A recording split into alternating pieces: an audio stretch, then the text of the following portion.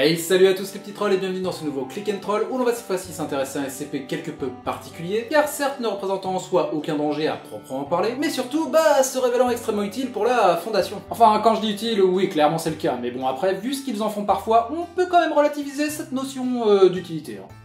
SCP-038, de classe safe, comme vous en doutez avec cette petite intro, semblerait être, au premier abord du moins, un simple pommier retrouvé en 1900 près de New York dans une petite ferme abandonnée. Sauf qu'en y regardant de plus près, la Fondation se rendit bien vite compte que le dit pommier était loin de ne faire pousser que des pommes, et que le simple fait d'effleurer son écorce avec quelque objet que ce soit permettait la réplication à l'identique de ce dernier.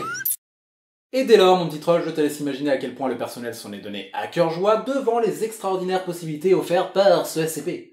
Il ne reste plus qu'une barre chocolatée dans le distributeur automatique. Aucun problème, 038 ma gueule. Tu viens de perdre le double de tes clés, ça te fait grave chier vénère d'aller en refaire. No deal, Billy, un petit coup de 038 et l'affaire est réglée. Grosse soirée en perspective, mais il te manque des chaises. Tranquille, SCP-038 est ton ami. Tu viens d'inviter un ou une scientifique de la Fonda à prendre un verre, mais il ne te reste plus qu'une seule capote. Bon bref, t'as compris le principe quoi. Bref, de multiples abus qui conduisit un certain Dr. Klein à taper du poing sur la table.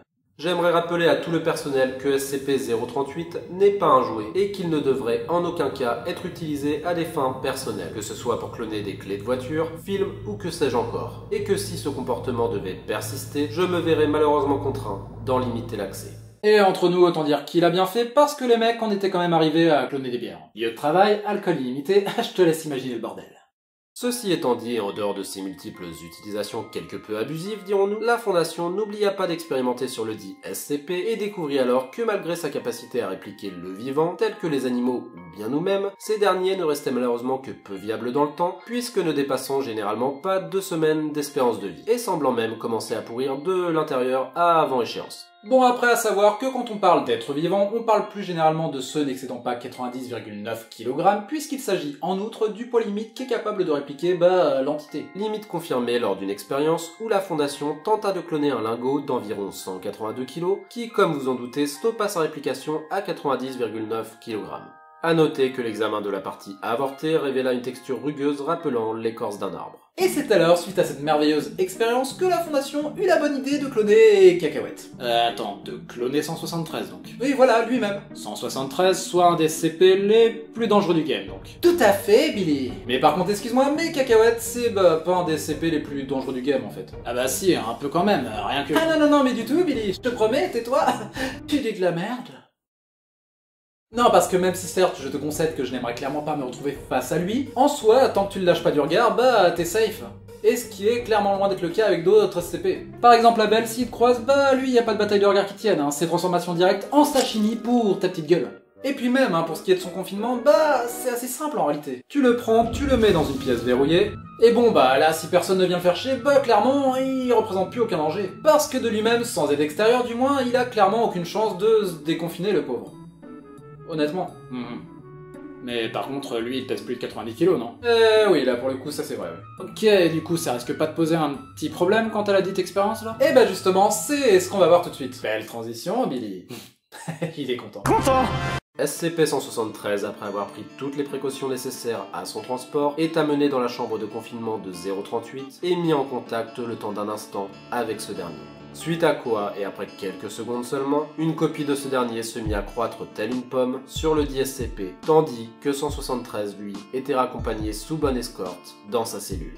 Comme prévu et en accord avec les tests antérieurs, la réplication de la statue s'arrêta alors pile à 90,9 kg, dévoilant dès lors une copie tronquée, ne possédant plus qu'un seul membre et de plus inerte, puisque ne montrant curieusement aucune réaction lorsque le classe D désigné pour l'expérience reçut l'ordre de fermer les yeux. À savoir que le fait de plonger la chambre de test dans le noir complet ne fut pas plus significatif. Cependant, et contre toute attente, il fut finalement remarqué lors du stockage du semi-SCP la capacité de ce dernier à mouvoir son unique moignon, mais à une vitesse toutefois considérablement plus lente que le modèle d'origine, et semblerait-il totalement indépendant de son état d'observation. Donc oui, pour résumer, la Fondation a réussi à créer une copie tronquée et teubée de 173. Well done, guys! SCP! Oh yeah! Ceci étant dit, je n'aurais pas non plus les petits trolls vous laisser penser que 038 ne fut utilisé par la Fondation que pour cloner des bières ou d'obscures expériences, puisque comme je l'ai dit en introduction, cette dernière, sentant bien tout le potentiel derrière le dit pommier, eut bien vite de multiples idées le concernant, et notamment celle consistant à répliquer SCP-500, que nous reverrons d'ailleurs très prochainement, mais qui pour faire simple est un petit peu ce qu'on pourrait appeler le haricot magique des SCP, puisque se montrant capable de guérir quasi n'importe quelle maladie. Donc oui, super pratique, on est d'accord. Sauf que se présentant sous la forme de petites pilules rouges, ce qui là oui en soi n'est pas un problème, mais surtout n'étant disponible qu'en quantité limitée, à savoir qu'en gros, à l'heure actuelle, il n'en reste plus que 47 en stock, ce qui, tu en conviendras, est assez ennuyeux. Ah oui, ok, je vois, et du coup, la Fondation a eu l'idée d'utiliser 038 pour pallier à ce problème, c'est ça? Tout à fait, Billy. Sauf que du coup, ça a pas vraiment marché, non? Plus ou moins, en fait. En effet, si cette dernière n'eut aucun mal à cloner de nouvelles pilules, il fut bien vite constaté que ces dernières ne fonctionnaient premièrement que 30% du temps, et que de plus, les chances de guérison de telle ou telle maladie semblaient diminuer au fur et à mesure qu'elles augmentaient. A noter, pour en rajouter, que dans 60% des cas où l'infection est dite permanente, la réplique endiguera certes son étendue, mais ne la fera pas disparaître. Bon, en gros, et pour faire simple, ça veut dire que si t'es pas trop bien, certes ça pourra pas être pire, mais ça pourra pas être mieux non plus. En conséquence, et devant leurs effets limités, il fut alors décidé que les clones de SCP-500 seraient utilisés afin de soigner les membres du personnel atteints de maladies dites incurables, quitte à les administrer de manière répétée. Après tout, il y a bien un moment où ça finira par marcher. Une technique comme une autre qui permet effectivement d'économiser les vraies pilules, donc ouais, ça fait plutôt sens pour le coup.